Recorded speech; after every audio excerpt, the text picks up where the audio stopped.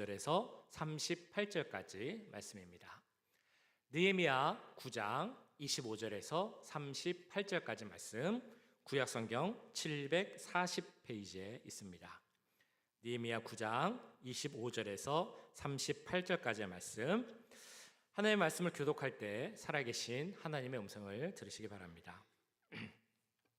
그들이 견고한 성읍들과 기름진 땅을 점령하고 모든 아름다운 물건이 가득한 집과 판 우물과 포도원과 감람원과 허다한 과목을 차지하여 배불리 먹어 살찌고 주의 큰 복을 즐겨 싸우나 그들은 순종하지 아니하고 주를 거역하며 주의 율법을 등지고 주께로 돌아오기를 권면하는 선지자들을 죽여 주를 심히 모독하였나이다.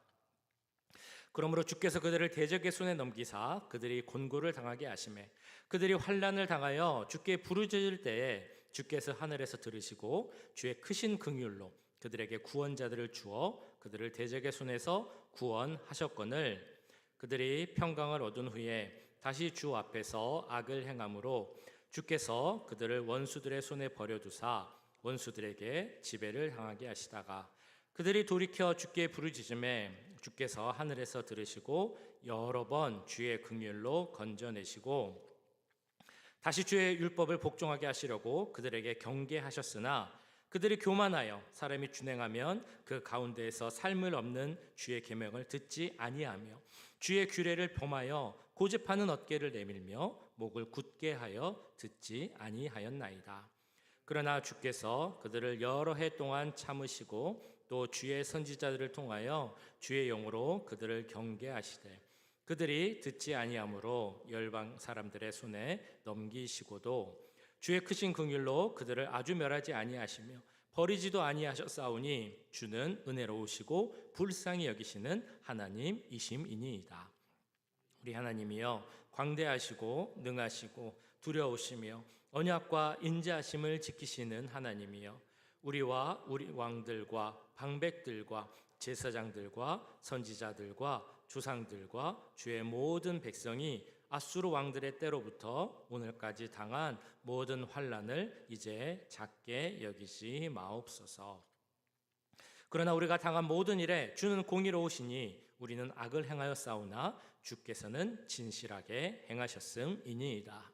우리 왕들과 방백들과 제사장들과 조상들이 주의 율법을 지키지 아니하며 주의 명령과 주께서 그들에게 경계하신 말씀을 순종하지 아니하고 그들이 그 나라와 주께서 그들에게 베푸신 큰 복과 자기 앞에 주신 넓고 기름진 땅을 누리면서도 주를 섬기지 아니하며 악행을 그치지 아니하였으므로 우리가 오늘날 종이 되었는데 곧 주께서 우리 조상들에게 주사 그것의 열매를 먹고 그것의 아름다운 소산을 누리게 하신 땅에서 우리가 종이 되었나이다.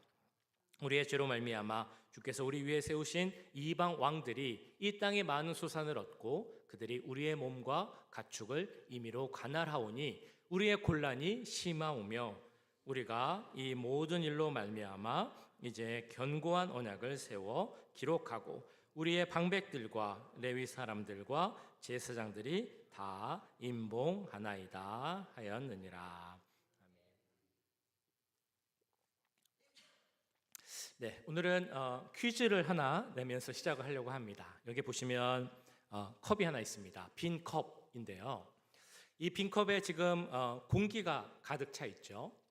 이 컵에서 공기를 빼려면 어떻게 해야 할까요? 이게 오늘 퀴즈입니다. 이 컵에서 공기를 빼서 이 컵 안에 공기가 하나도 없게 하려면 어떻게 해야 하겠습니까? 네, 답을 다 알고 계시네요. 네. 어떤 분들 제가 예전에 물어봤더니 진공 상태를 만들면 됩니다 라고 이제 대답하신 분이 계셨습니다. 그분은 엔지니어 출신이셨는데 과학적으로 이제 접근을 하셨던 것 같아요. 그런데 사실은 이 안에 진공 상태를 만들면 이 컵이 깨진다고 합니다. 그러니까 진공 상태를 만들면 안 되고 컵이 깨지지 않으면서도 이 안에 있는 공기를 빼는 방법, 물을 부으면 되죠. 어떤 분들은 물이 가득 차 있는 그릇에 이 컵을 담으면 된다라고 답하신 분도 있었습니다. 어쨌든 공기를 빼는 방법은 이 안에 다른 것을 채우는 방법이 가장 좋은 방법입니다. 이것 자체로 여기 있는 공기를 그냥 그대로 빼올 수는 없고 유일한 방법은 다른 것을 채움으로 이 안에 있는 공기를 비우는 방법이 있다는 것입니다. 우리 이 컵을 비우는 것처럼 우리 마음을 비우는 것, 그것이 가능할까요? 우리 마음을 비울 수 있겠습니까? 어떤 분들, 예를 들면 마음을 수련한다라고 하는 분들이 있습니다. 새벽에 어디 공원 같은 데 가거나 바닷가 같은 데 가면 거기서 이렇게 명상을 하시면서 마음을 비우는 훈련을 하시는 분들이 계십니다. 그런 분들은 이런 방법을 통해 내가 마음을 다스릴 수 있다. 마음을 비우고 욕심을 버리고 죄를 떠나서 내가 살 수 있다라고 주장을 합니다. 잘 아시는 것처럼 불교라는 종교에서는 이 비우는 것을 많이 강조합니다. 한자로 하면 공이죠. 비우는 거. 영어로 하면 emptiness가 되고, 그래서 우리가 자주 쓰는 말에 무소유, 아무것도 없이 비우고 사는 것을 말합니다. 욕심, 잡다한 생각, 이런 것들을 다 비울 수 있고, 그런 것들을 계속 하다 보면 어떤 경지에까지 오를 수 있다라는 것이 이제 불교의 주장이기도 합니다. 자, 그런데 이 사람들이 말하는 것처럼 우리가 열심히 노력하면 우리 힘으로 우리 마음을 비우는 것이 가능하다고 생각하십니까? 우리의 노력으로 마음을 비우고 욕심을 버리고 죄를 떠나서 사는 것, 그런 삶이 가능할까요? 어떤 사람들은 가능하다고 합니다. 그런데 문제는 우리 가운데, 그러니까 교회를 다니고 신앙생활을 하는 분들 중에도 그것이 가능하다라고 생각하는 분도 있다는 것입니다. 그렇게 생각하는 이유 중에 가장 큰 이유는 죄가 무엇인지, 죄라는 것에 대한 이해를 잘못하고 있기 때문입니다. 죄를 좁은 의미에서 보면 우리가 실질적으로 범하는 죄로만 생각할 수 있습니다. 그렇게 생각하면 우리는 죄하고 사실 상관이 없습니다. 예를 들면 우리가 무슨 남에게 거짓말을 한다든지 사기를 쳐서 거짓된 이익을 취하는 일 잘 없잖아요. 다른 사람에게 어떤 육체적 상해를 입힌다든지 아니면 그 사람들의 물건을 훔쳐온다든지 이런 일을 우리가 하지 않습니다. 그렇게 생각하면 사실 우리는 죄하고는 상관없는 사람, 죄와는 거리가 먼 사람이라고 생각하기 쉽습니다. 그러나 그것은 죄를 잘못 이해했기 때문입니다. 우리의 마음은 처음에 보여드렸던 이 컵과 같습니다. 그 컵을 아무것도 없이 그냥 비워놓을 수는 없다는 것입니다. 우리 마음을 비울 수는 없습니다. 우리 마음에는 무언가가 있어야 합니다. 적어도 둘 중에 하나는 우리 마음에 있게 됩니다. 그게 뭐냐면 죄와 함께 할 수밖에 없는 내 자신, 나, 이게 하나가 되고요. 다른 하나는 예수 그리스도가 됩니다. 적어도 이 둘 중에 하나는 내 마음을 채우고 있는 것이지 모든 것을 버리고 내 마음을 비울 수는 없다는 것입니다. 그래서 잘 아시는 그 유기성 목사님이 그래서 이 유명한 말씀을 하셨습니다. 그래서 우리는 나는 죽어야 되고 예수로 살아야 한다라고 말씀하셨습니다. 바꿔 말하면 이렇게 말할 수 있습니다. 우리는 죄는 죽여야 되고 예수님으로 살아야 한다는 것입니다. 이렇게 생각하실 수도 있습니다. 혹시 내 안에 한 60%, 70%? 그 퍼센테이지 정도만 예수님으로 채우면 괜찮은 거 아닙니까? 사실 내 마음속에 한 3분의 2 정도는 예수님으로 차 있다라고만 해도 되게 훌륭한 것처럼 보입니다. 이미 잘하고 있는 것처럼 생각할 수도 있습니다. 그런데 문제는 100%가 차지 않으면 그 빈 공간을 누가 와서 채우는 겁니까? 무엇으로 채워지는 것이죠? 바로 죄로 채워진다는 것입니다. 그러니까 우리가 거짓말하지 않고 사기치지 않고 누구 때리지 않고 남들 못 살게 괴롭히지 않아도 그렇다고 해서 죄가 없는 것이 아니라는 것입니다. 예수님으로 100%가 차 있지 않으면 우리는 이미 우리 가운데 있는 죄가 우리와 함께 있다는 것입니다. 여기서 생각해 볼 문제가 하나 있습니다. 그건 바로 본질적 죄 문제인데요. 근본적 죄 문제는 사실 이미 해결이 되었습니다. 언제 해결이 되었을까요? 예수 그리스도가 십자가에 못 박히실 때, 예수님께서 우리의 죄 문제를 해결하기 위하여서 이 땅에 오셨습니다. 우리의 모든 죄를 짊어지시고 우리를 대신하여서 고난을 당하시고 십자가에서 죽으셨습니다. 그렇기 때문에 우리의 죄 문제는 이미 다 해결이 되었습니다. 우리는 죄에서 자유하게 되었죠. 오늘 찬양하신 것처럼 이제 우리는 죄에 상관이 없습니다. 죄에 자유하게 되었고 하나님의 자녀가 되었고 의인이라 칭함을 받았습니다. 그런데 문제는 무엇이냐면 우리가 아직 육체를 입고 이 땅, 세상에 살고 있다는 것입니다. 그렇기 때문에 우리가 하나님 자녀로 살고 있지만 아직도 죄가 우리를 넘어뜨리게 하기 위하여서 우리를 유혹하고 미혹하고 있습니다. 그러니까 우리가 이 세상에서 살아간다는 것, 특별히 믿음 생활을 하면서 신앙 가운데 살아가고 있다는 것은 어떤 의미냐면 지금도 우리를 유혹하고 죄 가운데 있게 하려는 그 죄의 유혹을 싸우며 내가 100% 하나님으로, 예수님으로 세워진 삶을 살기를 노력하고 싸우는 그 경주의 삶을 살고 있다라고 볼 수 있습니다. 그렇기 때문에 여기서 중요한 것이 있습니다. 우리는 이미 죄에서 자유하게 되었지만 지금도 우리를 미혹하는 그 죄에 대해서 우리가 어떤 죄를 지금 혹시 짓고 있는가, 그것을 알고 깨닫는 것이 중요하다는 것입니다. 그리고 내가 짓고 있는 죄에서 자유하게 되었음에도 아직도 짓고 있는 죄가 있다면 그 죄를 주 앞에 갖고 나가서 회개하는 것, 이것이 중요합니다. 마지막으로 중요한 것은 그럼 내가 죄를 회개했으니까 이제는 그 죄를 다시 반복하지 않고 회개한 자로서 회개에 합당한 삶을 살아가는 것, 이것이 이제 우리 하나님 자녀된 우리들에게 중요한 이제 주제가 되겠습니다.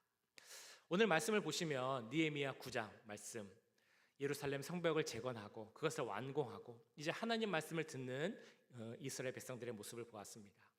그들은 모여서 학사 에스라에게 하나님 말씀을 계속 들려주라고 합니다. 모르는 것이 있으면 알 수 있도록 알려달라, 해석해달라라고도 합니다. 그 말씀을 들으니까 그 마음속에 많은 깨달음이 생겼습니다. 그래서 계속해서 들려달라라고 그 앞에 나옵니다. 그래서 낮에 하루의 4분의 1은 그 말씀을 들었고 나머지 4분의 1은 그 말씀을 듣고 깨달은 후에 주 앞에 나가서 회개기도 했다라고 나와 있습니다. 말씀을 들어보니까, 그리고 그들의 삶을 보니까 그들의 눈에 그 삶의 모습들이 보인 것입니다. 그 조상들이 지었던 죄가 보였습니다. 조상들로부터 계속 이어져 왔던 그 민족 가운데 남아 있었던 죄의 뿌리도 그들은 보게 되었습니다. 그리고 안타깝게도 그들 가운데 아직도 나타나고 반복되고 있는 그 죄의 모습을 그들은 또한 보았습니다. 그래서 그들은 모여서 주님, 우리가 이런 죄를 지었습니다 라고 고백하고 자복하는 그런 회개의 고백을 합니다.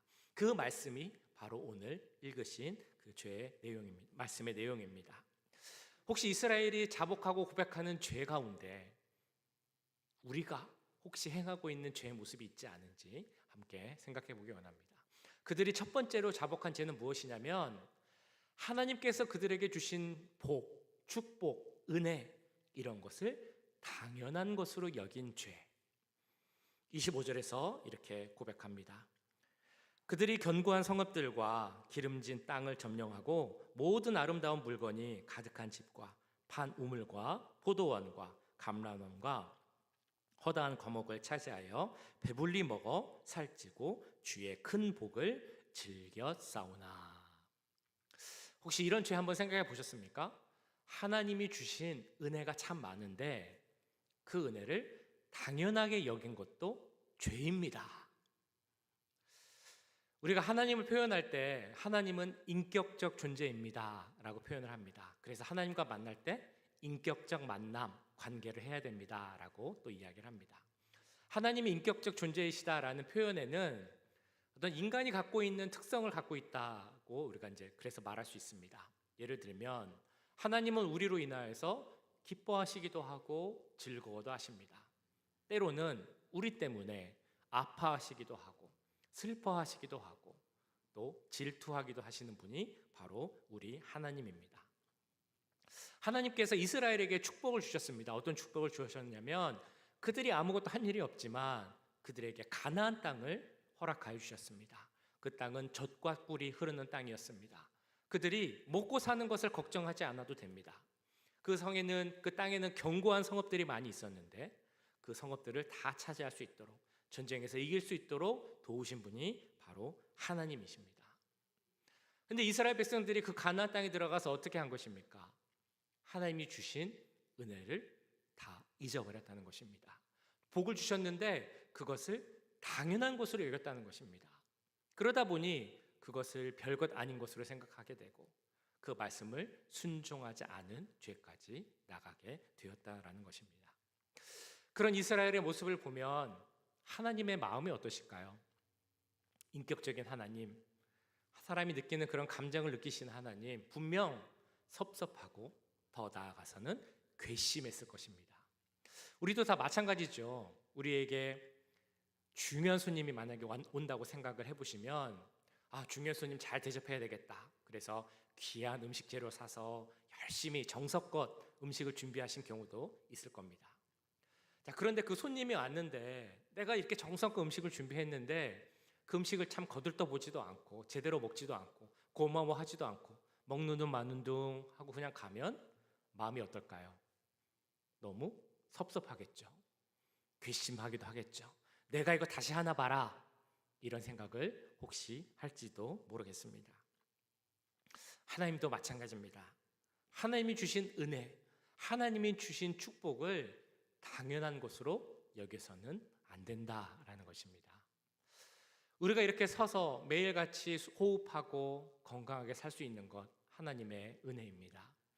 매일 운동할 수도 있고 맛있는 음식도 먹을 수 있고 친구들도 만날 수 있는 것, 좋은 곳 갈 수 있는 것, 구경할 수 있는 것 다 하나님의 은혜입니다. 이 좋은 곳에서 우리가 함께 모여서 함께 하나님을 예배할 수 있는 것도 다 하나님의 은혜입니다. 이것이 다 하나님의 은혜이지 결코 당연한 것이 아니다라는 사실입니다. 한동안 우리가 많이 불렀던 찬양, 은혜라는 찬양이 있죠. 송경민 목사님이 작사 작곡한 은혜.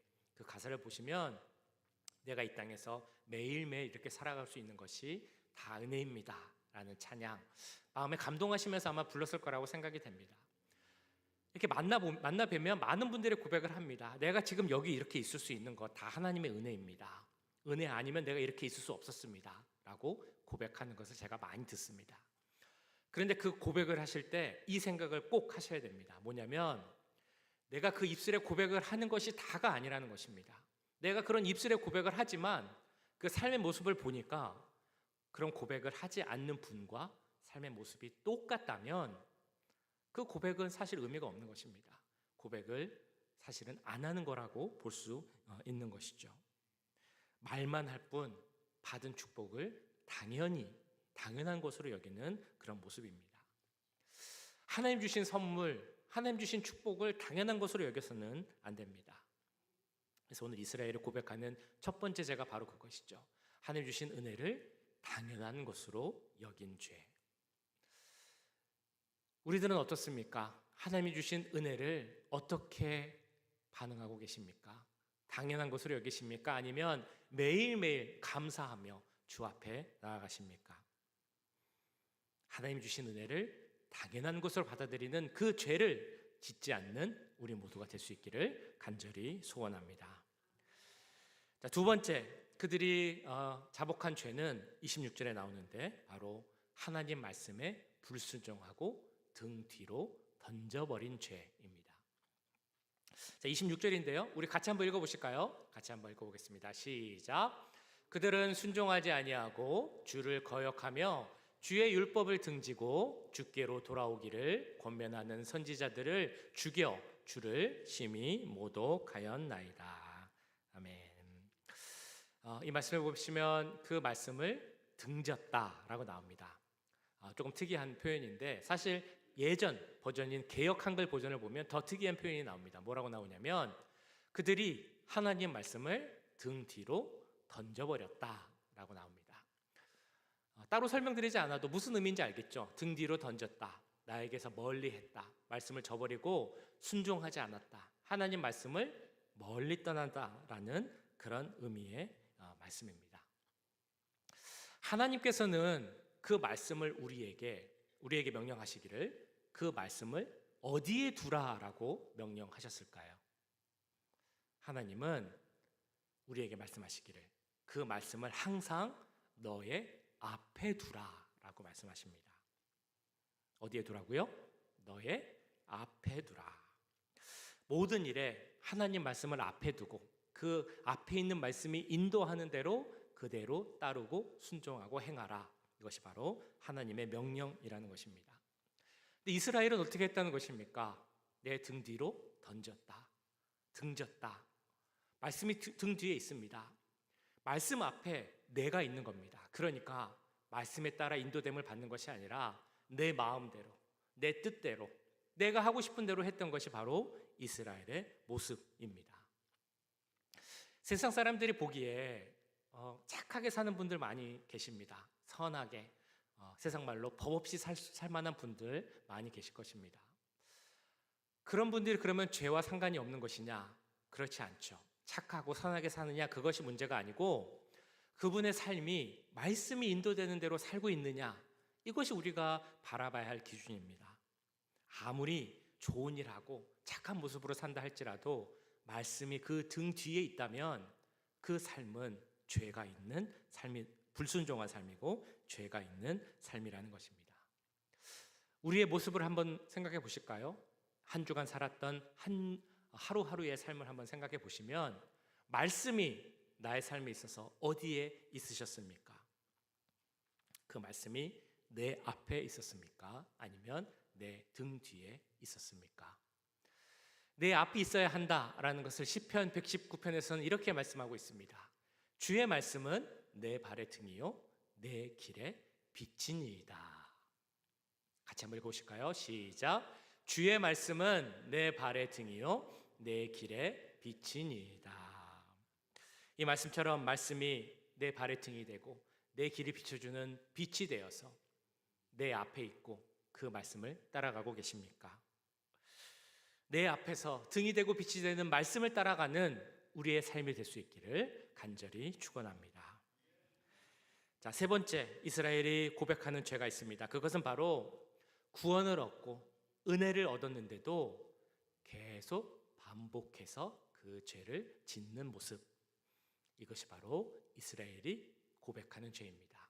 구원을 얻었음에도 그 죄를 반복하는 모습.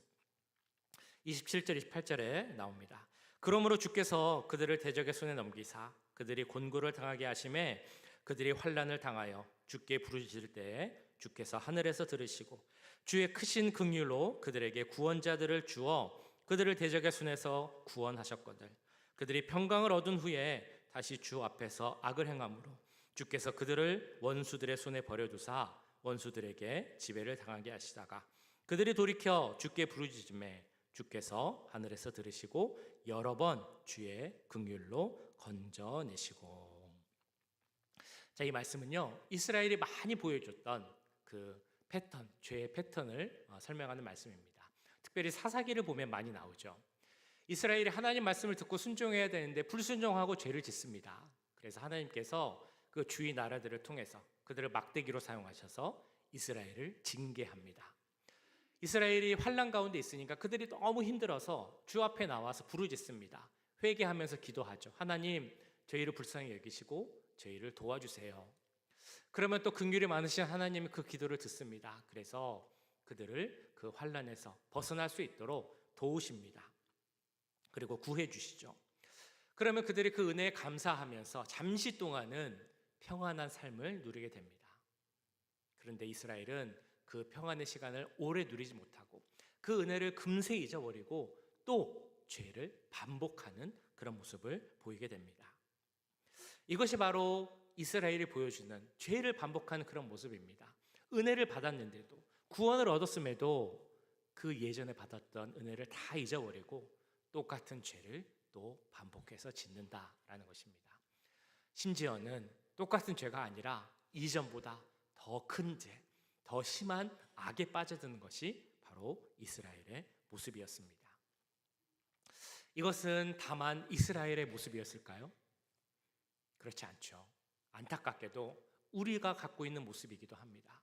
우리가 분명 하나님을 만났고 하나님이 주신 은혜를 체험했습니다. 막 눈물을 흘리며 콧물을 흘리며 은혜에 감사하며 회개하는 기도를 했습니다.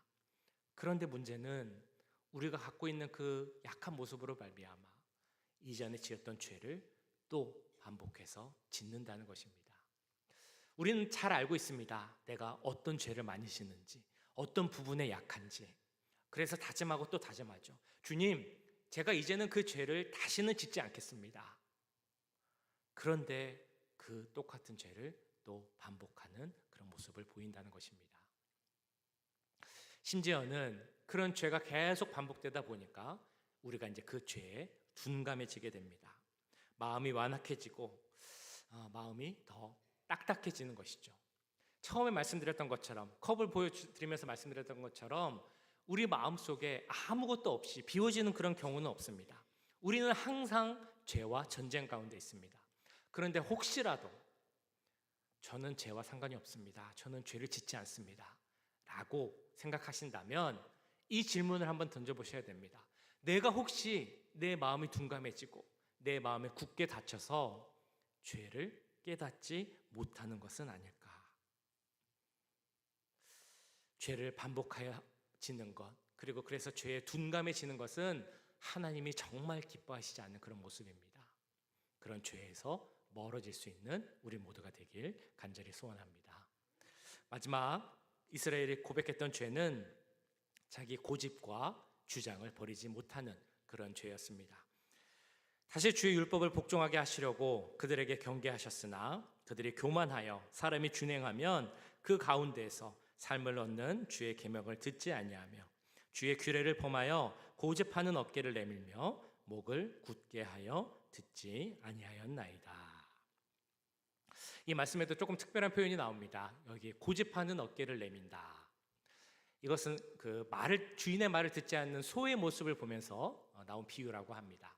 그러니까 길들여지지 않은 소가 있습니다. 그 주인이 이 소를 이제 자기 주인의 마음대로 끌려고 하면, 근데 그 말을 듣지 않는 소가 어떻게 합니까? 자기 가고 싶은 대로 가려고 주인의 이끄는 대로 가지 않고 막 엉덩이를 뒤로 빼면서 이제 다른 길로 가려고 합니다. 그러면 몸은 뒤로 움직이니까 어깨만 이렇게 내미는 모습처럼 그렇게 보인다는 것이죠. 그래서 자기 마음대로 하려는 그런 모습을 비유해서 나타낸 표현이 바로 어깨를 내미는 모습이라는 표현입니다. 이스라엘 백성들의 모습이 그랬다는 것입니다. 하나님께서 그들을 사랑하시고 바른 길로 인도하시려고 말씀도 주시고 계명도 주시고 그랬는데 마치 어깨를 내미는 소처럼 그 말씀대로 순종하지 않고 자기 고집대로, 자기 가고 싶은 대로 가려고 했던 것이 바로 이스라엘의 모습이었습니다. 우리가 살아가다 보면 때로는 내 생각대로, 내 주장대로 해야 할 때가 있습니다. 내 생각이 맞다 주장하기 필요한 때가 있습니다.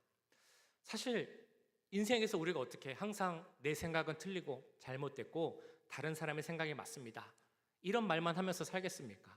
내 생각이 맞습니다, 이런 주장도 당연히 필요합니다. 그러니까 오늘 이 말씀은 내 생각을 버려라, 주장하지 말아라, 내가 항상 틀렸다고 생각해라, 이런 말씀을 드리는 것이 아닙니다. 여기서 이스라엘이 자복하는 죄는 내 생각이 맞다 틀리다 이것이 아니라 하나님 뜻보다 내 생각을 앞세운 죄, 이것을 말하고 있는 것입니다. 내 생각 앞에 하나님 뜻이 있어야 합니다. 아까 말씀에서 그 말씀이 어디 있어야 하냐라고 해서도 말씀드렸던 것처럼 내 앞에 말씀이 있어야 한다라고 말씀드렸습니다. 그것처럼 내 생각이 맞다 틀리다 이것보다 더 중요한 것은 하나님의 생각, 뜻이 나의 생각보다 더 앞에 있어야 한다는 것입니다. 우리는 때론 이렇게 생각합니다. 내가 하나님 뜻을 알지만 이번 경우는 내 생각대로 하는 게 맞아. 하나님 말씀이 좋지만 모든 경우에 하나님 말씀을 먼저 할 수는 없어. 때로는 내 생각대로 해야지. 그런데 그런 모든 모습을 하나님은 목을 굳게 하는 모습이다 라고 말합니다. 바로 교만의 죄라는 것입니다. 하나님의 뜻보다 내 생각을 앞세우는 교만의 죄를 짓지 않기 원합니다. 하나님 앞에서 겸손히 말씀 듣고 순종하는 것이 중요하다는 것입니다. 지금 이스라엘이 고백한 이 모든 죄는 우리들이 다 지을 수 있는 그런 죄입니다. 이 말씀을 들으면서 생각해 보셨을 때 어떤 생각이 드십니까? 나와는 상관없는 죄 같으신가요? 아니면 나에게서도 나타나고 있는 그런 죄의 모습인가요? 오늘 화창한 주일 날씨입니다. 날씨도 너무 좋고 우리 교회 이 본당은 다 이렇게 보시는 것처럼, 사실 제가 주일 예배를 드리면서 여기를 본 적이 없어서 제가 잘 모르겠지만 이렇게 제가 느낄 때는 이렇게 화창하게 빛도 들어오고 너무 좋을 것 같다라는 생각이 듭니다. 이렇게 좋고 화창한 주일 낮에 우리는 다 죄인입니다. 죄를 깨달아야 됩니다. 회개해야 됩니다. 이런 설교를 하는 게 사실은 참 쉽지가 않습니다. 자, 그런데도 제가 이 설교를 꼭 해야 하는 이유가 무엇이겠습니까? 우리가 이 죄 문제를 해결해야, 그 문제를 직면하고 하나님께 고백함으로, 회개함으로 이 문제를 해결해야 그 다음에 우리가 진정으로 누릴 수 있는 이 햇살과 같은 하나님의 큰 은혜를 진짜 체험할 수 있기 때문입니다. 우리에게 그렇기 때문에 더 중요한 것이 있습니다. 죄를 깨닫고 회개하는 것. 그래서 우리를 위해 이 땅에 오신 예수 그리스도가 주시는 그 크신 은혜를 삶 가운데 매일매일 누리며 사는 것, 이것이 너무나 중요하다는 것입니다. 하나님 오늘 이어지는 말씀에서 이렇게 말씀합니다. 내가 너희를 사랑한다. 그 사랑을 내가 긍휼로, 너희를 불쌍히 여기는 마음으로 나타냈다. 그래서 우리를 사랑하시기 때문에 이제는 죄에서 정말 떠나야 한다라고 말씀하시는 겁니다. 31절에 이렇게 나오죠. 주의 크신 긍휼로 그들을 아주 멸하지 아니하시며 버리지도 아니하셨사오니 주는 은혜로 오시고 불쌍히 여기시는 하나님이심이니이다. 우리를 그렇게 사랑하시고 긍휼히 여기시는 하나님께서 우리에게 약속하셨습니다. 너희가 죄를 깨닫기만 하면, 앞에 나와서 회개하기만 하면 내가 모든 것을 다 용서해 주겠다. 32절에 이렇게 나오죠. 우리 하나님이여 광대하시고 능하시고 두려우시며 언약과 인자하심을 지키시는 하나님이여. 우리 하나님이 인자하심이 크신 하나님, 그리고 그 언약, 약속을 지키시는 하나님이심을 우리 모두는 확신하십니까? 우리 주님은 언약을 지키시는 그런 분이십니다. 그렇기에 그 인자하심 가운데 우리는 하나님 주시는 긍휼의 은혜를 체험할 수 있는 것입니다. 그렇게 우리를 사랑하시는 하나님께서 지금도 우리에게 이렇게 말씀하십니다. 죄를 떠나라. 죄를 떠나서 나에게 돌아오라. 호세아 말씀에 이렇게 나오죠. 이스라엘아, 내 하나님 여호와께로 돌아오라. 내가 불의함으로 말미암아 엎드려졌느니라. 너는 말씀을 가지고 여호와께로 돌아와서 아뢰기를 모든 불의를 제거하시고 선한 바를 받으소서. 우리가 수송아지를 대신하여 입술의 열매를 주께 드리리이다. 우리가 아수르의 구원을 의지하지 아니하며 말을 타지 아니하며 다시는 우리의 손으로 만든 것을 향하여 너희는 우리의 신이라 하지 아니하오리니 이는 고아가 주로 말미암아 긍휼을 얻음이니이다 할지니라. 이 말씀처럼 우리가 이제 우리 안에 죄와 불의를 다 버리고 예수님으로만 채워지는 삶을 살기 원합니다. 세상에 헛된 것을 의지하는 마음이 있다면 그것도 다 비워버리고 오직 예수님으로만 100% 채울 수 있는 그런 삶을 살기 원합니다. 그러기 위해서 필요한 것이 있습니다. 처음에도 말씀드렸던 바로 회개입니다. 회개에는 3단계가 있다고 합니다. 첫 번째는 무슨 죄를 지었는지 그 죄를 깨닫는 회개입니다. 오늘 이스라엘이 고백했던 그 많은 죄를 제가 말씀드렸습니다. 나에게 해당되는 죄는 있지 않는지 생각해 보셔야 됩니다. 뿐만 아니라 많은 죄가 있습니다. 영과 진리로 예배드리라고 하셨는데 그렇지 못한 것도 죄입니다. 기도하고 말씀 보기를 힘쓰라라고 했는데 그것을 못한다면 그것도 죄입니다. 어려운 이웃을 돌보라라고 했는데 그것을 못한다면 그건 역시 죄입니다. 무엇을 하지 말라라고 했을 때 한 것도 죄이지만 무엇을 해라라고 했을 때 하지 않은 것도 죄라는 것을 기억하셔야 됩니다. 하나님이 우리에게 큰 계명을 주셨습니다. 하나님을 사랑하고 이웃을 내 몸과 같이 사랑하라. 그런데 하나님을 사랑하는 것이 부족했다면, 이웃을 내 몸과 같이 사랑하지 못했다면 그것이 죄라는 것을 우리는 깨달아야 할 것입니다. 두 번째 단계는 그 죄를 깨달았으면 주님 앞에 나와서 회개하고 자백하는 그런 단계가 필요합니다.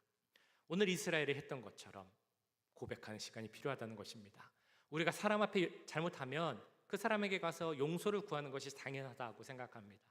그것처럼 하나님께 죄를 지었으면 하나님 앞에 나가서 그 죄를 자백하고 고백하는 것이 필요합니다. 마지막 세 번째 단계는 그 죄를 다시 반복하지 않는 것입니다. 죄를 다시 짓지 않고 달라진 삶의 모습을 보이는 것이죠. 그래서 우리는 이것을 다르게 표현하기를 회개에 합당한 삶을 사는 모습이라고 말합니다. 어떻게 사는 것이 회개에 합당한 삶을 사는 모습인가? 다음 주에 그 이어지는 말씀으로 우리가 조금 더 나누겠습니다. 이렇게 회개에 합당한 삶을 살아야, 거기까지 나아가야 우리가 진정한 회개를 했다, 이제는 죄에서 떠났다라고 말할 수 있는 것입니다. 마지막 질문입니다. 왜 하나님은 그렇게 우리에게 죄에서 떠나라, 나에게 돌아오라 라고 말씀하고 계시는 것이겠습니까?